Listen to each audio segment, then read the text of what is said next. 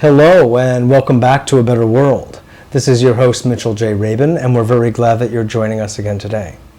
Today we're going to have another very interesting show. We have invited back Sandra Michael, who is a world-renowned healer, shaman, has been involved in the Huna traditions from Hawaii for dozens of years. She's been working with her hands, with her mind, with her heart, helping to heal and help people transform into their body of light. Well, as some of you who have seen the last show may remember, we were talking about her latest development, which has been a work in progress for the past decade or so, called the MetaMatrix chamber. And she's been getting quite extraordinary results with it. And she's going to be continuing on today, speaking with us about what those effects have been. You could say it's almost like a computer with consciousness, and those who are exposed to it receive that consciousness. It's a reprogramming, as it were, and you'll be learning more about it in moments. Toward the end of the show, you'll be listening to Jack Shulman, who is a computer scientist, also of great renown, and he'll be speaking with us about his observations and participation in the development of this technology. So, without further ado, welcome to the show again, Sandra. It's good to be back. Good. Wonderful. Aloha. So what is this about a computer with consciousness? Tell us a little bit more about it. It's a very exciting project. It's imagine using a computer to generate fields of consciousness. That makes it easier for people to access those fields in their body, in their lives, and it's really for the planet. Yeah. What's interesting is that most people, while appreciating the use of computers, are also very aware of the radioactivity, essentially, the electromagnetic fields that they produce, and really think more about computers as something potentially harmful. Yes, very detrimental. If mildly, at least, in that direction. Mm-hmm. So this is a swing around into a so-called healthy computer. I was intimately aware of those detrimental fields. That's kind of how I got started with this, really? Actually, because 30 years now of teaching holistic health. Sure. 30 years. I was very sensitive to those fields, and they were extremely detrimental to the body. Mm-hmm. So it was quite a proposal even to come up with a way to challenge that in a way. Yeah, use computers to generate fields that are life-enhancing and beneficial at every level. Exactly. And you've managed to work that switch, as it were, from detrimental to pleasurable, healing, transformative. That's of course, quite me. something. Yes, I do. I know. It's the alchemy of ecstasy that we play with. That's and we've right. also called this the pleasure program, or we've said that we would put it out with a little piece on, program all your computers for pleasure now. Because there's always room for more pleasure, more life, more aliveness, more love in Definitely. our bodies or our lives somewhere. And I figure there's lots more room for it on the planet. Yes. So we did, as far as the fields, we did have the fields measured by somebody from the Tesla Society. And they came out and they literally measured the fields off the computers. And the technology... The computers in the MetaMatrix context, the chamber. Mm-hmm. Yeah, as far as the computers in the chamber, and when a computer is running the MetaMatrix program, it changes the fields off the computer. What they found in measuring the fields, and in our chamber we had, at the time we had 6 computers running with, old 486s, the old 14-inch monitors, which generally had a very, very high level of radiation. Wow. The old clunkers that were really detrimental fields. So, and we have lasers and crystals in there, all kinds of technology. People should know so they can maybe visualize what this looks like. It's a chamber, folks, that has, as Sandra is saying, a series of computers and computer monitors facing the middle in a certain configuration. And in the middle is a massage table. Or it could be a chair. A chair or bed or anything of that sort. Or product. Or product, exactly. Like a supplement of something or something of that sort. And there's a pyramidal structure on the top and crystals around? In some of the chambers, there's some a of the pyramid. Okay, so there are variations. They're all custom designed. Yeah. And so there is this intense configuration, that's the point. And one is surrounded by a series of computer screens. And these screens are running, as you are seeing already on the show. And that's sort of what it looks like. And a person or a product sits, if you will, as much as a product sits, in the middle of it and receives the vibrations, the frequencies from this context. Right. And it generates those fields. And it generates these fields. And now the Tesla Society came out and they measured and they found the fields. There was no... In what way did they measure the fields? With all kinds of monitoring devices for measuring the fields. I don't even remember the names of them. Tesla-style measuring? Well, a lot of them are fairly standard. They found that there was no EMF, no ELF, the extra low frequency. There was zero radiation produced in the chamber. They also said that the fields in the middle of the chamber, notice it's where the intersecting fields come together that's most profound. I see. What they found is that the fields at the cross-section point. It measured like being in the middle of the rainforest, which is the most life-enhancing place on the planet. And the breath, it's the oxygen level. Because it does create an oxygenation or ionization type effect, or antioxidant type effect. When I walked into the studio and the computer program was running in here before we got here, I smelt ozone. Yeah, it does generate, an air purification type effect. Yes. And it's very interesting and ionizing. Yes. And so, like even we'll talk maybe a little bit about wine. And so like for wine in the bottle, even it's like it's already breathed. Yeah. So it's very interesting. So they're, it measured like being in the middle of a rainforest. They said the closest fields that they had ever measured were the fields off a Tesla coil, which is that infinity loop, as you know. Which, this is designed, when you look at the screen, you can tell it looks kind of like the double strands of DNA or 12 strands of DNA. And it is designed to interface with the DNA. And it is that loop, that double helix. Well, what happens when you have a visual of the 12 strands of DNA with the DNA itself? And do you have any sense of what actually occurs? Like I said, our research is all very preliminary. However, we have had some very, very pronounced, scientific, major scientists looking at it and going, there is definite effect on the DNA. And so we've got some people looking at the different ways to quantify that or measure it. So the other thing that they found that was really interesting in the chambers, they found that there was no 60-cycle field in the chamber, which again is a detrimental field to the body. Which is our general electrical field that we live in. Plugged in. Anything plugged in. Is a 60-cycle field. So that was like really... Wow. So then the implication of that is that having a star chamber, let's say, in any building or house or any place where people are, the electrical fields would be neutralized. And it creates a very life-enhancing field, which when the cells in the body have the energy that they've always wanted to be able to function perfectly, they will. Or to be able to create greater health, greater aliveness. Wow. Regeneration. Because again, we talked about, scalar waves are what allows the cells to regenerate. Sure. So there are implications then for longevity, health into our hundreds, and things of that sort, really. As well, of course, I understand that it enhances meditation. I mean, if you're being faced by a series of computers and you're meditating, you want to tell us a story or two about that?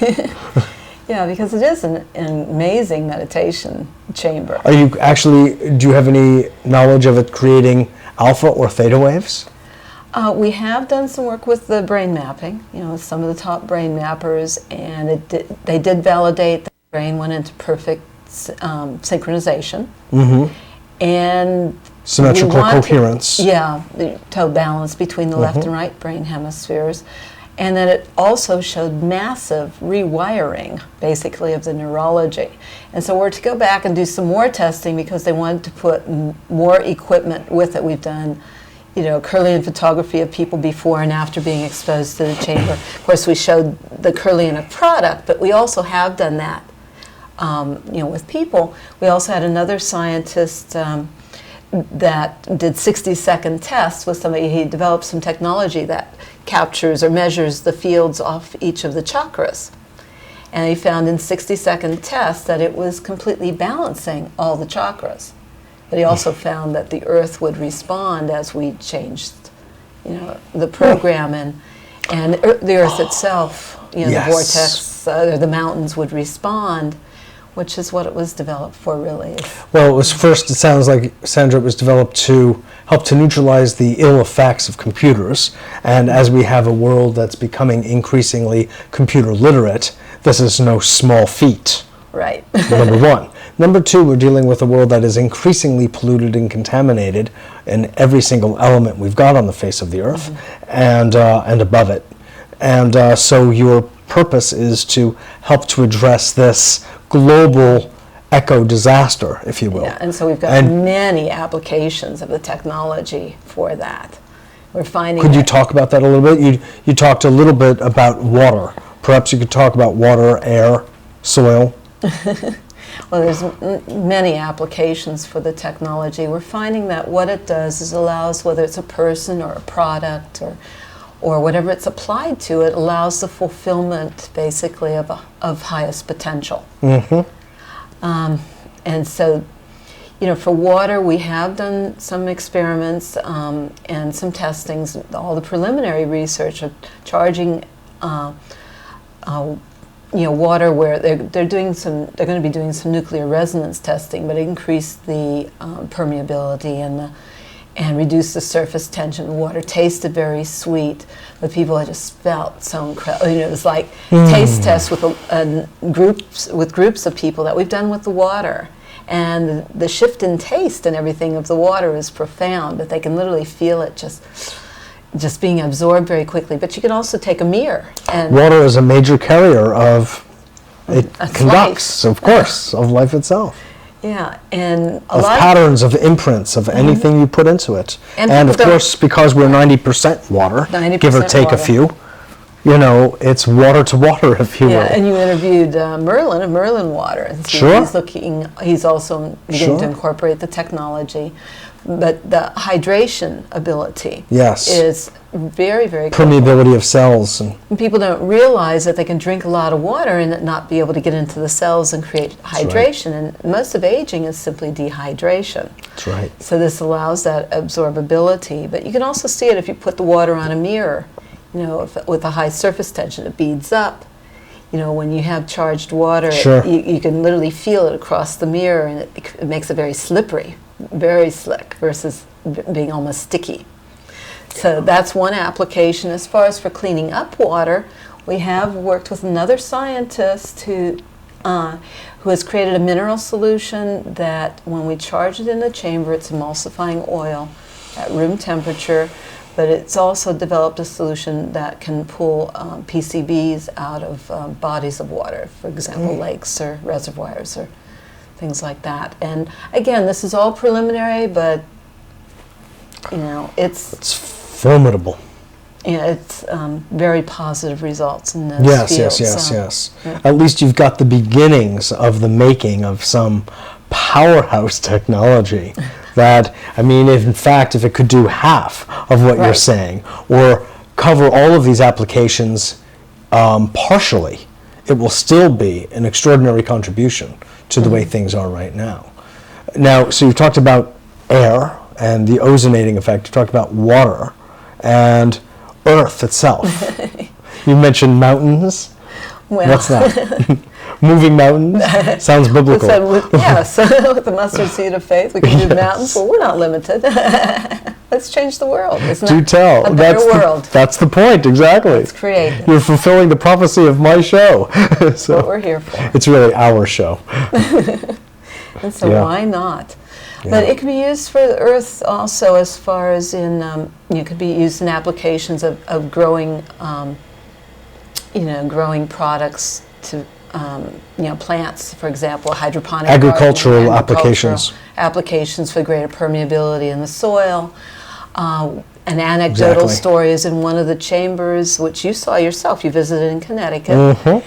And the chamber, it's a home chamber because people can put their own chambers in at home as a meditation. Sure. And, even with one screen, even. I mean, it could Well- be a so-called minimalist one, or the smallest chambers are 3. a 3, I see. Yeah, because you want the intersecting fields. Ah, So you yes. can triangulate with just 3. And, Sure. And can be put in a space as small as 8.5 by 8.5 and still have a table in the middle. Some massage therapists are using that in their treatment rooms or to go in spas or, centers. But it enhances any kind of healing modality. But people can also have them in their own homes that way. So this chamber has how many computers? There's 16 computers in his, but here in Connecticut is in a garage with no insulation, Oh, yes. no light because it's a garage, Slightly cool. and we put that chamber in end of November, and this is a tropical plant. There is a tropical plant living in that garage. And they said at one point it actually had 21 new leaves in one day. This plant was God. going like crazy, and it was cold. Can you imagine if that was, Remember? they were mangoes? It was just really cold in there. Oh, yeah, it was cold. And no light other That's than right. what's generated with the light off the computer That's right. screens. That's right. It's like the rainforest. It really is. It really Yeah, is. so that's a phenomenon. It's incredible. So It's incredible. So you are really looking for the contexts in which you can have this technology tested, both medically right, for the body as well as planetarily, that is, ecologically. right, Yeah. yeah, because the effects of charging products, for example, with one company, we did 25, a case of product, 25 products that they took out to 25 people, and all 25 of them said there was a profound difference. So of course the company went forward with charging their products. This is a company, this is the product here, Jay's Nose Drops. Oh, yes. 25 of the 25 said that the product burned less. Which Oh, have been these a nose product. drops, It's which are, yeah, Yeah, this is a very herbal. delicate membrane. an herbal Of nose course. drop, which people have had really great results with. You can see it was a great product to start with. Yes. It did this. What they found after it was charged, Before and after. everybody said it burned less. They Sure. enjoyed it more. They used it Sure. more. But also they found there were 2 stories that they told us fairly soon after that, where one woman had been seeing a doctor. They introduced this product in Texas, in an area of the highest allergy rates. And it clears allergies and sinus problems. And one woman had not been able to breathe in quite a few years and had tried everything. The doctor said there was nothing else they could do. And since using the charged product, she could now breathe. And another woman had been going to her doctor, and they told her her immune system was completely suppressed, was completely shut down. She began using the nose drops, and she went back to the doctor, and the doctor confirmed that her immune system was all working well again. Yeah, so profound results with different products. Right. Now, just in our last minute or so, Sandra, if you would just speak about this idea that is in development. You've got a few of both using photographs as well as developing kind of a necklace where it would be a micro chamber, if you will, that would at least have the energetics of the chamber. Could Yeah. you just talk about that We're so people have some developing idea? and it's an antenna device that could be worn like a small medallion that could link people to the chambers. So it'd be like they're in a chamber all the time, because in that space it'd be like they're not affected by not at effect of any negative fields or anything like that from around them, but also Which is exactly what we maintaining- want, and maintaining as there their are own- so many. Yeah. Yeah. And strengthening, And- reinforcing, maintaining their own integrity, keeping their own strength level so that they can do everything that they're really here for. So that's one piece. It is in process right now. We're also looking at, similar to what Stephen Lewis with the AIM program has done, but working with the photos. We've gotten preliminary results with a testing base so far, where people could send in their photos and have their photos in the chambers for an easy access to be able to create greater health for themselves through that. And then that in conjunction and in combination with using charged products, it creates the interface of the fields through the body. And a healthy lifestyle altogether. Of course. Which, no matter what, is, despite technology, we can't, make the same mistakes of Atlantis. True empowerment means simply making better choices. That's right. And this does empower people to make those shifts innately, easily, effortlessly from within themselves. That's right. To have greater consciousness, greater awareness, greater connectivity. That's right. Yeah, and I'm real excited too. I wanted to mention real quick, we're doing trainings again in Hawaii, in Hinakani, and we're basing those out of a wonderful spa. It's in a world-class, it's a world-class spa at one of the top hotels in the world. It's the Orchid at Maunalani. It used to be a Ritz-Carlton on the Big Island. And we're doing trainings. I'll be back there in December. Doing a training for all the practitioners out of that spa, but people will be able to go there from all over the world and receive the this is ongoing.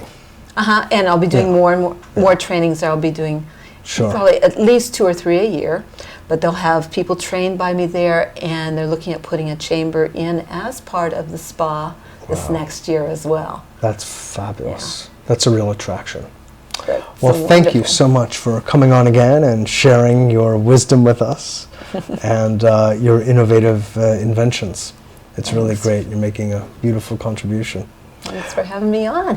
Pleasure. And now you get to talk to Jack. Exactly.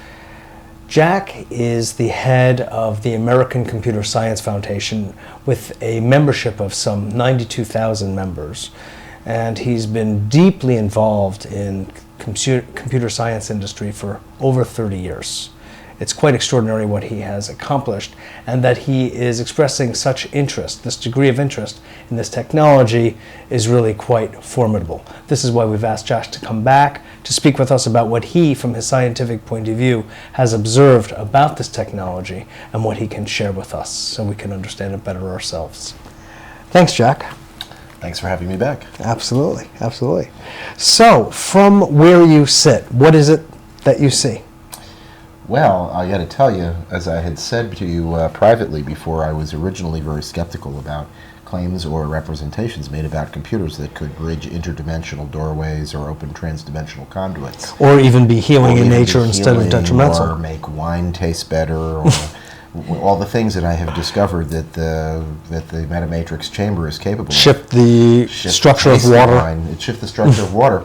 In fact, it's interesting you should mention, we did some tests on water where we did some hydrolysis analysis of water that had been processed by the MetaMatrix chamber.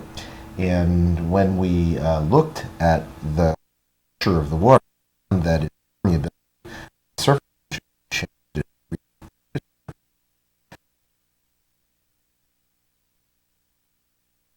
that would be processed, and virtually all food contains water. Sure. Processed by the chamber would, real in food. essence, be right.